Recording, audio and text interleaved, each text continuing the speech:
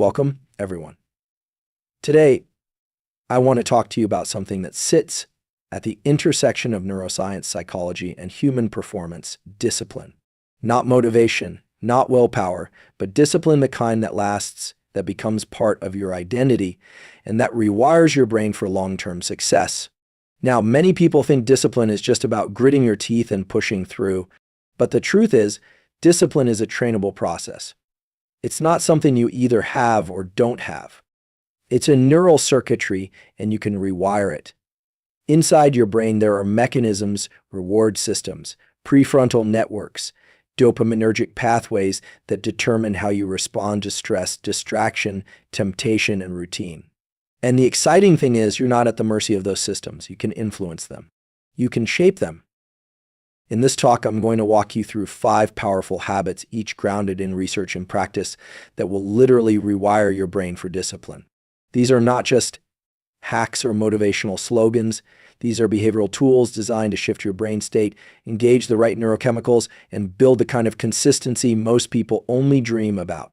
If you apply them not all at once, but systematically and regularly, you will begin to notice changes not just in what you do, but in how you think, how you feel, and how you respond when things get hard. And that's when real discipline is forged, when you don't need to convince yourself anymore, because it becomes who you are. Dopamine is often misunderstood. Most people associate it only with pleasure or reward, but in neuroscience, dopamine is more accurately seen as the molecule of motivation and drive.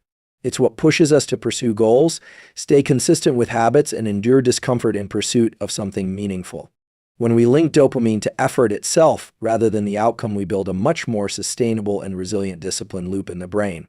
Most people only get a hit of dopamine when they see results, a number on the scale, money in the bank, praise from others, but that's an unstable system.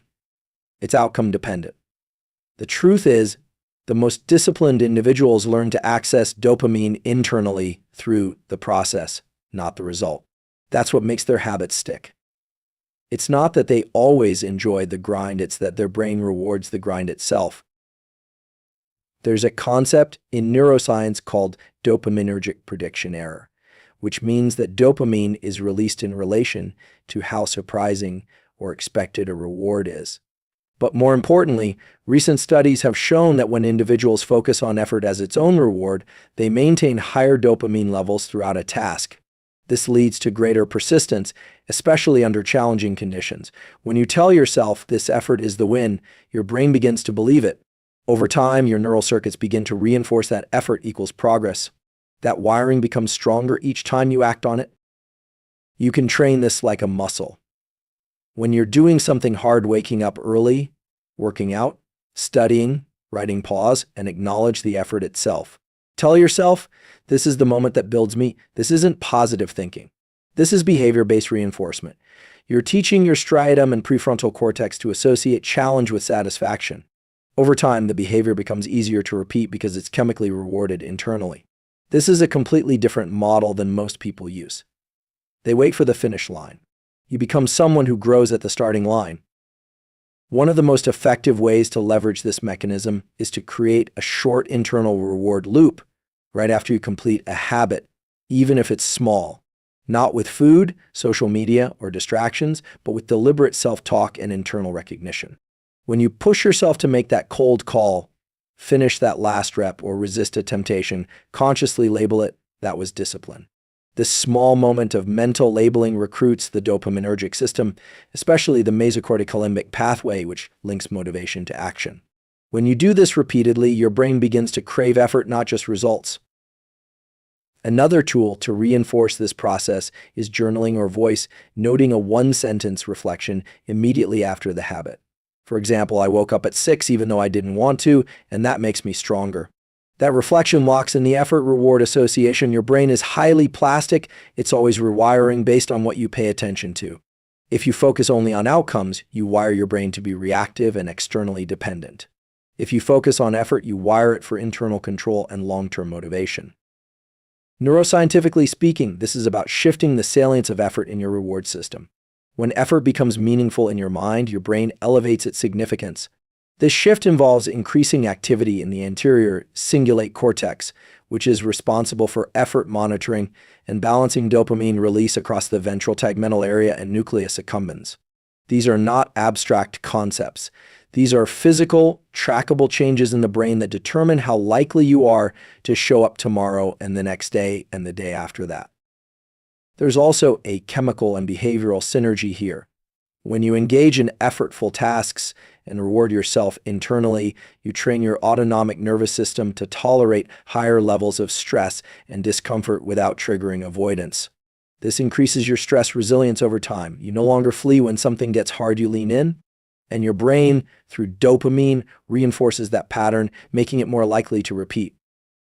This principle applies across disciplines, whether you're an athlete, a student, a creator, or a professional. The key is to catch your brain in the act of doing something hard and mark it. That micro habit of acknowledgement begins to shape your identity. You no longer see yourself as someone who has to be pushed. You become the one who pushes yourself. You're not relying on external reward systems anymore. You've turned the pursuit into the reward. That's how discipline becomes effortless over time, when effort and reward converge in the same moment. It's not about loving the pain. It's about finding real neurochemical satisfaction in choosing the hard thing because you know it's changing you. And every time you reinforce that, you shift your baseline motivation. You're not chasing dopamine spikes anymore. You're building a dopamine foundation that supports your goals, even when they get hard or boring or slow. Visual anchoring is a powerful, underutilized tool for enhancing focus and training the prefrontal cortex, the area of the brain responsible for executive function, planning, and self-regulation. In neuroscience, focus isn't just a mental concept, it has a direct biological correlate. When you direct your visual attention in a specific and sustained way, your brain responds by increasing the firing rate of neurons in the frontal and parietal lobes, which are involved in top-down control. This process sharpens your attention and trains your brain to stay on task despite distractions. Visual anchoring means deliberately choosing a point of visual fixation to center your attention and reduce cognitive load. It's a behavioral tool to narrow your field of awareness and signal to your brain, this is where my energy needs to go. One of the key insights from visual neuroscience is that what we look at affects what we think about. The retina is part of the central nervous system. It sends direct signals to the brain, not just to help us see, but to help us determine relevance, urgency, and emotional salience. When your eyes wander, your mind tends to follow. But when you deliberately anchor your gaze on a single point, like a paragraph of text, a specific object, or a task element, you create a feedback loop that enhances mental stillness and sharpens cognitive precision. This is why elite performers, from athletes to surgeons to special operators, often train their visual systems through fixation drills and gaze control. If you're trying to build discipline, one of the most important neural circuits to train is the one that suppresses distraction. And the best entry point for that training is your visual system. When you sit down to work, study, or complete any task requiring mental effort, start by choosing a fixed visual anchor. It could be the center of your screen, a single word in a book, or even a small object placed in your visual field. Maintain your gaze on that point for 30 to 60 seconds. This brief moment of visual stillness primes your brain to enter a state of task focus. It activates the dorsal attention network, which increases top-down cognitive control and reduces activity in the default mode network, the part of the brain associated with mind wandering and internal chatter. This isn't about staring unblinkingly. It's about intent. By locking your gaze, even gently, you create a neurobiological signal of readiness. It tells your brain now is the time to engage. Studies in attention and eye movement show that this type of visual targeting decreases reaction time, enhances memory encoding, and increases sustained attention over time. What's more, the practice of visual anchoring builds cumulative benefits. The more often you engage in focused visual targeting, the more robust your frontal attentional networks become. This creates a stronger buffer against digital distractions and internal impulses to quit or switch tasks. Another benefit of visual anchoring is its effect on autonomic regulation. When your eyes are darting around, especially in a state of stress or overwhelm, your sympathetic nervous system stays activated. But when you calm your visual field, especially in a narrow and deliberate way, you begin to shift into a more parasympathetic dominant state. Your breathing slows, your heart rate stabilizes, and your mind clears. This physiological shift enhances your capacity for disciplined behavior, especially in moments when you're tempted to quit or react impulsively. A practical method for visual anchoring is what's called the visual entry ritual. Before any deep work session or habit-based behavior like writing, exercising, or meditating, perform a 60-second gaze lock. Choose one unchanging point, fix your eyes there, and allow your internal dialogue to settle. This acts like a mental on-ramp, guiding your neural networks from scattered to focused. Over time, your brain begins to associate this visual cue with cognitive engagement. This is how rituals become powerful, not because they're symbolic, but because they condition neural pathways through repetition. The visual system also plays a crucial role in tracking progress, which ties into motivation. When you're able to visually break down a task into smaller components and anchor your gaze on what's immediately relevant, you reduce the cognitive overwhelm that often leads to procrastination. Instead of being flooded with the totality of the work ahead, you visually and cognitively chunk it into manageable parts. This improves the brain's ability to sequence actions and sustain effort through completion. By repeatedly practicing this type of narrowed, anchored focus, you enhance your prefrontal cortex's ability to resist distractions, not just external ones, but internal ones like doubt, boredom, or emotional reactivity. There's also a deep evolutionary basis for visual anchoring. In threat or survival environments, humans evolved to fix their gaze on a target, whether prey, danger, or pathway. This visual targeting was linked to action readiness in the motor and decision-making systems. In modern environments, we can repurpose that same circuitry. Instead of using it to track danger, we use it to track tasks. The mechanism is the same: fix your eyes, engage your brain, initiate action. With repetition, the visual anchor becomes a neurological trigger for disciplined behavior. And once it's trained, it becomes easier and faster to enter the state of deep focus at will. The first hour of your day sets the tone for how your brain and body will function across the next several hours. This period, known in neuroscience as a phase of heightened neuroplasticity, is when the brain is most sensitive to inputs. It is during this window that you can either prime your system for discipline and focus or inadvertent sabotage it by flooding your brain with erratic stimuli. One of the most powerful ways to build unstoppable discipline is to create a morning protocol that is dopamine neutral.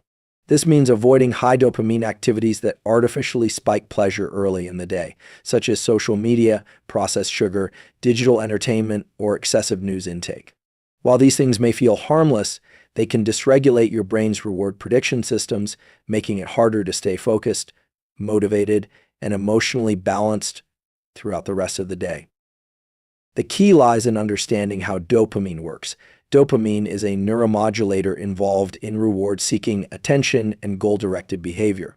However, when you spike dopamine early and fast through scrolling, notifications, or even caffeine combined with distraction, you create what is known as a dopamine crash. This is followed by a lower baseline of dopamine, making it more difficult for your brain to derive motivation from ordinary or effort-based tasks.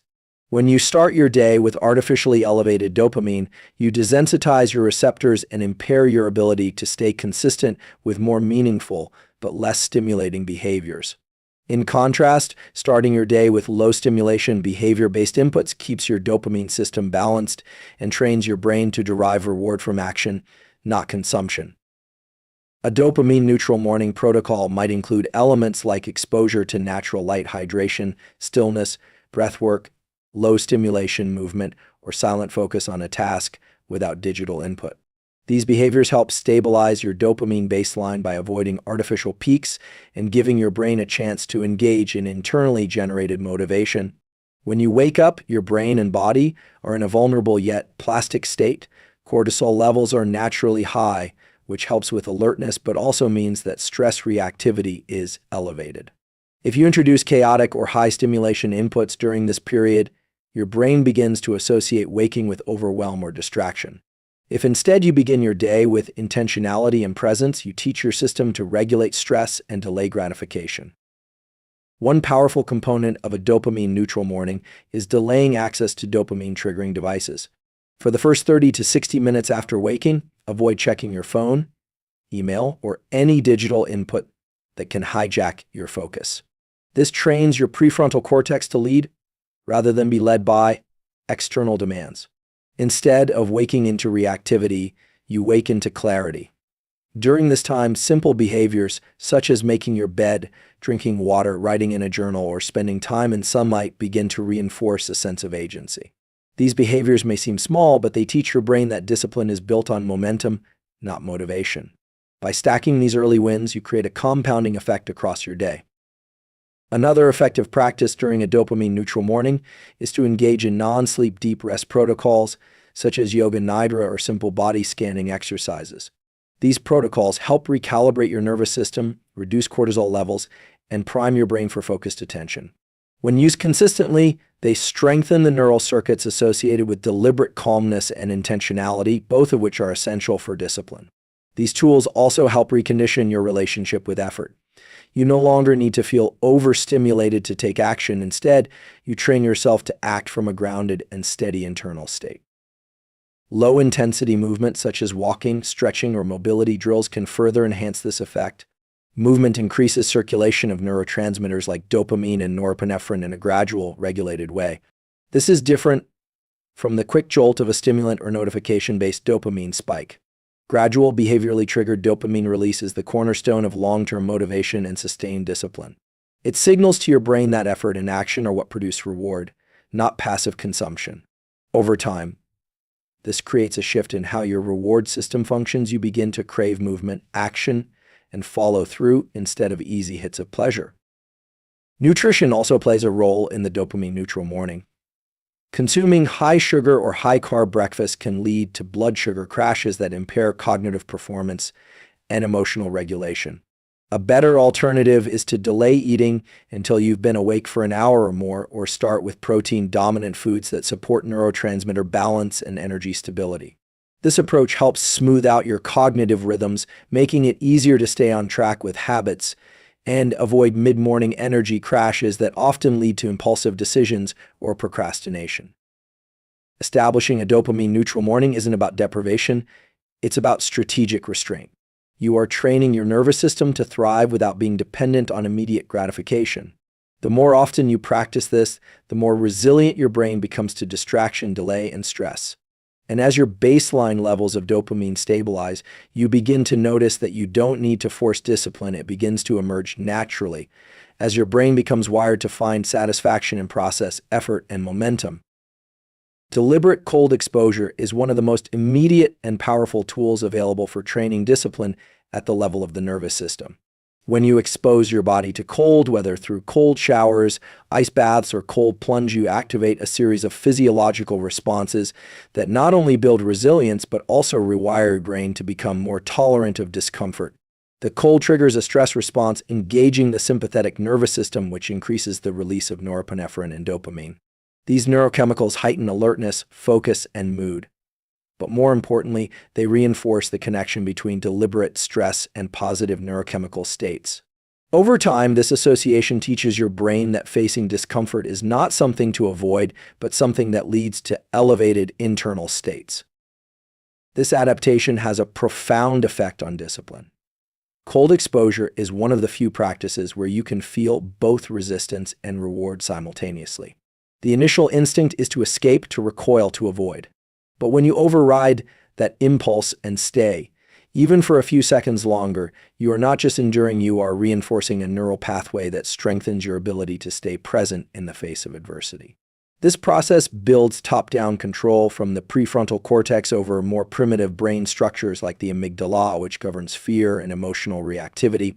The result is that you become less reactive and more centered, even in situations that would normally trigger avoidance or overwhelm.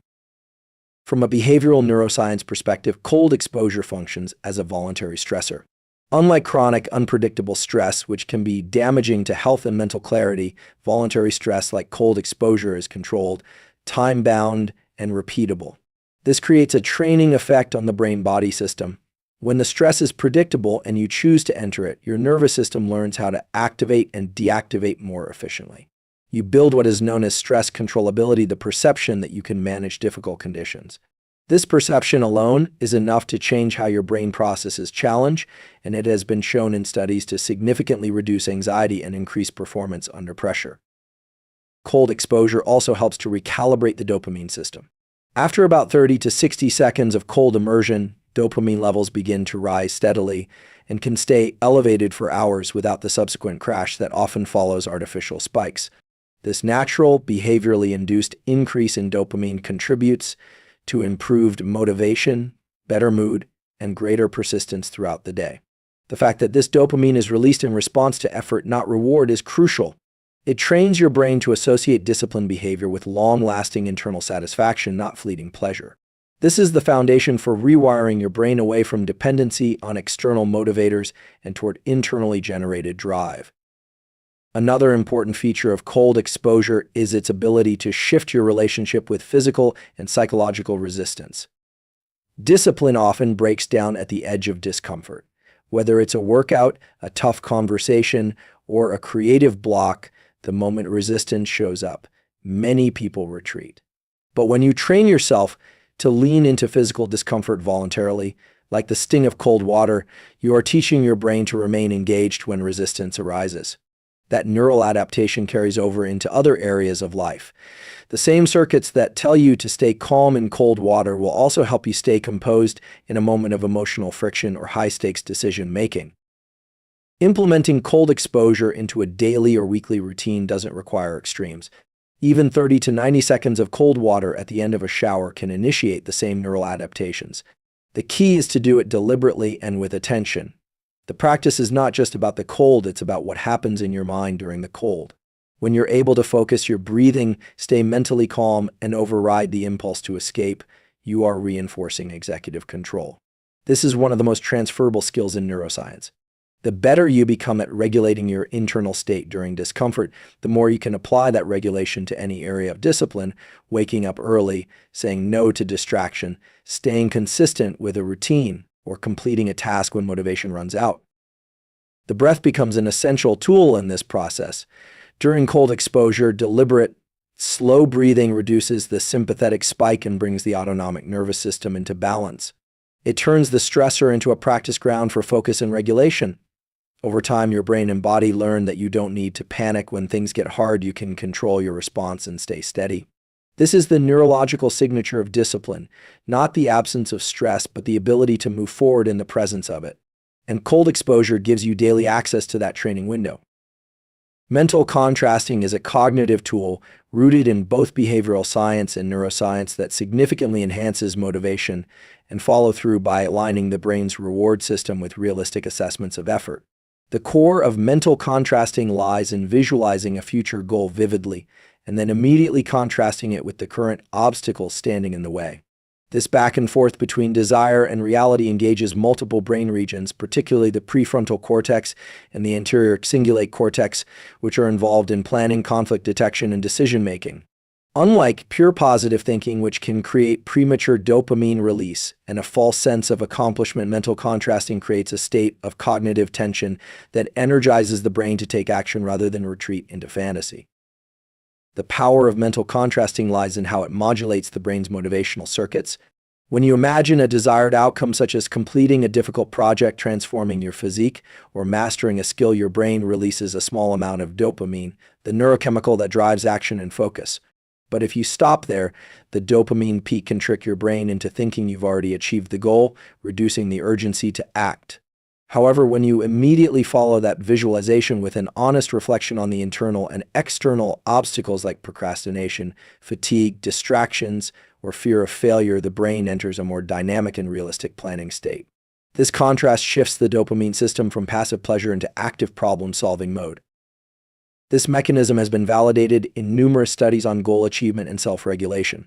Researchers have found that individuals who practice mental contrasting are significantly more likely to follow through on intentions, especially when those intentions require sustained effort.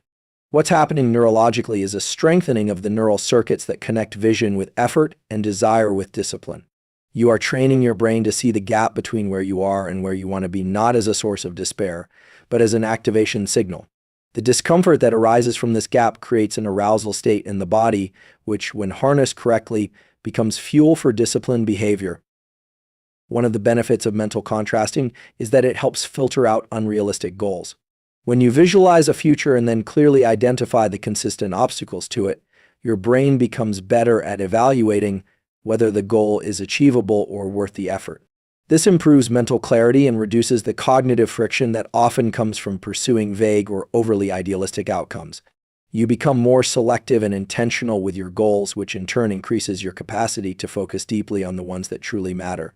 The prefrontal cortex, responsible for evaluating trade-offs and guiding long-term planning, becomes more finely tuned when this practice is repeated regularly. Mental contrasting can also serve as a behavioral primer. By imagining both the desired state and the specific challenge, you activate mirror neurons in the motor cortex that simulate action. This mental rehearsal strengthens the brain-body connection, creating a readiness signal that makes it easier to initiate behavior when the time comes. It's as if the brain has already begun the task, reducing the activation energy needed to begin. This is particularly powerful in high-resistance situations where discipline typically falters, not because the task is impossible, but because starting feels overwhelming. Incorporating this practice into a daily discipline routine is simple but effective. Spend 5 minutes visualizing a specific goal, something meaningful that requires sustained effort. Picture it in high detail, the environment, how you'll feel, the steps involved, the long-term rewards. Then immediately shift to identifying the current concrete obstacles that will interfere with that goal. Don't minimize them, be brutally honest. Notice the emotional response this contrast generates. That slight discomfort or pressure you feel is the activation of your executive and networks aligning with the reality of effort. It's in that moment that discipline becomes more than just willpower, it becomes neurological alignment. There is also a regulatory benefit that emerges from consistent mental contrasting. Over time, your brain becomes less reactive to emotional resistance. Because you are regularly exposing yourself to the discomfort of unmet goals in a controlled way, your tolerance for uncertainty and effort increases. This is a key predictor of disciplined behavior. People who succeed at long-term goals aren't those who always feel motivated, they're those who have trained their nervous systems to remain engaged, even in the presence of doubt, difficulty, or delay. Mental contrasting provides a tool to build that engagement reflexively. Another crucial layer is that mental contrasting recalibrates your brain's sense of reward. Rather than associating reward with arrival or completion, you begin to derive reward from the act of engaging the challenge. This aligns closely with how dopamine operates in high-performing individuals. It's not the reward itself, but the pursuit that generates motivation. And when your brain becomes accustomed to connecting obstacles with growth rather than avoidance, your threshold for disciplined behavior increases across every domain of your life. The power of identity-based habits is rooted in the neuroscience of self-perception and behavioral consistency. When you engage in a habit not merely as an action you perform, but as a reflection of who you are, the brain encodes that behavior differently. Instead of seeing discipline as something external you apply with effort, it becomes something internal you express with alignment. The brain's default mode network, which governs self-related thoughts and narratives, plays a crucial role in this process. When your habits reinforce an identity such as I am a disciplined person or I am someone who follows through, the neural patterns associated with that self-concept grow stronger through repetition and emotional reinforcement. Every time you act in alignment with that identity, even in small ways, you are strengthening a feedback loop that makes disciplined behavior more automatic over time. This principle is supported by studies in behavioral psychology and cognitive neuroscience showing that identity-based motivations are more sustainable than outcome-based motivations. When people pursue goals solely for external outcomes such as losing weight, earning more money, or gaining recognition, their motivation often wanes once the outcome is achieved or delayed. But when the same goals are framed through identity, I am the kind of person who takes care of my health, or I am someone who values excellence, the behaviors become self-sustaining because they are anchored in a sense of who the person believes themselves to be. This internal consistency creates a kind of psychological friction against breaking the habit. The brain resists acting in ways that contradict its internal narrative, and this resistance can be harnessed to support long-term discipline. To rewire the brain for identity-based discipline, the process begins with small, repeated actions that signal the desired identity. These actions don't need to be dramatic. In fact, the smaller and more repeatable they are, the more powerful they become. When you write one sentence each morning, you reinforce the identity of a writer. When you wake up with your alarm without hitting snooze, you reinforce the identity of someone who is consistent. When you choose to complete one task without distraction, you reinforce the identity of someone who is focused. Over time, these small signals accumulate into a self-image that your brain increasingly identifies with. And because the brain wants to remain congruent with its self-image, you are more likely to act in alignment with discipline even when motivation is low. This shift in self-perception creates changes in both cognitive and emotional regulation systems. As your brain begins to internalize a disciplined identity, the anterior cingulate cortex becomes more effective at conflict detection, helping you recognize when your actions deviate from your goals. Simultaneously, the dorsolateral prefrontal cortex becomes more engaged in behavioral control, helping you override impulses that would disrupt consistency. This means that discipline becomes less about resisting temptation and more about remaining congruent with who you already believe yourself to be. The internal dialogue changes from "I have to force myself to do this" to "this is just what I do." That internal shift is a powerful lever for behavioral change because it transforms effort into expression. One of the most effective ways to amplify identity-based habits is through deliberate reinforcement. Each time you follow through on a disciplined behavior, take a moment to mentally acknowledge the identity it supports. This could be as simple as saying to yourself, "This is like me," or "I'm becoming the kind of person who does this." These affirmations aren't about empty motivation, they're about anchoring the behavior in neural circuits related to self-recognition and pride. When your brain associates positive emotion with identity-congruent behavior, it releases dopamine in a way that strengthens the behavior-reward link. This process makes it more likely that the behavior will be repeated, not just because of the external result, but because it feels aligned with who you are. In addition, identity-based habits provide a buffer against setbacks. When discipline is tied to performance outcomes, failure can feel like a threat to the entire effort. But when discipline is rooted in identity, a missed workout or unproductive day doesn't unravel the system. It becomes a temporary deviation rather than an existential threat. You can bounce back more quickly because your brain doesn't interpret the lapse as a fundamental contradiction of who you are. Instead, it sees it as noise in a larger signal of consistency. This resilience is critical in maintaining momentum across weeks, months, and years where setbacks are inevitable but identity remains stable.